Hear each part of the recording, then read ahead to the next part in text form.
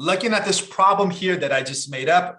So let's suppose that we have some particle, and we know that this particle, this element, we know that the half-life is 700 years. Now, what does that mean? That means this. That means that it takes 700 years time to pass by, so that you're only left with half the amount that you started with, right? That's what it means. That's half-life.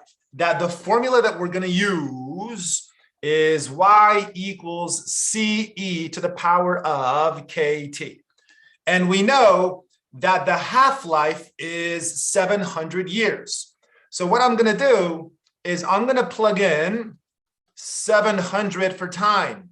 Let's suppose that you originally started with, let's say, 20 grams. Well, if it was 20 grams, then after 700 years, you'd only be left with 10, because that's half. But that's if it was 20. We don't know what it is. Let's say it was 50.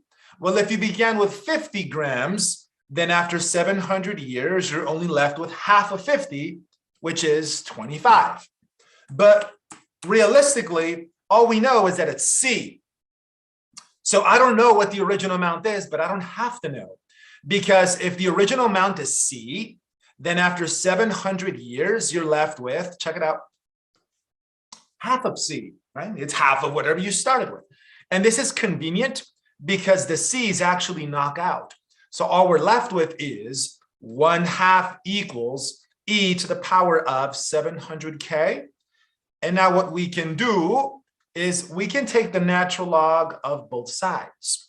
Because remember properties of logarithms? Now that you have a log here on the right, this exponent can go to the front here as a coefficient, and here is what we would get. So this exponent becomes the coefficient here in the front. And now remember that the natural log of e is just 1. And so that's pretty much just goes away because it's multiplied by 1. It's just gone. And so to get k alone, we're going to go natural log of 1/2, and we're going to divide it by 700. And as a decimal, let's see what this is. So for my made-up problem, my k value is this here. So let me grab this k value and let me plug it back into the problem. So I found the value of k, and I plugged it back in for k here. Now, the second part of this question says, what part of the element remains? Like what percentage, what percentage, what part, what portion remains? It says 85 years. So let's grab 85 and plug it in for time. And now I want to turn this part in green into a decimal on a calculator. And here is our final answer. So I took 85 years and I plugged it in for time. And on a calculator, I got 0.91929. So what this means, if you look at this decimal, that means that you're left with about 91.9%. So they asked for like what percent remains. So I want you to see how this makes perfect sense. You see, after 85 years, which is quite a bit of time, but after 85 years, I still have about 92% remaining. It's like kind of full strength almost. I haven't lost much. And the reason I haven't lost much is because this thing decays slowly. I mean, bro, it takes 700 years to go to your half-life, right? To get half of what you have, like 50% strength.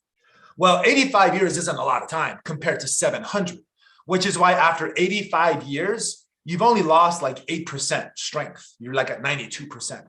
So that's how these problems work. The half-life statement will tell you K. Then you put K back in.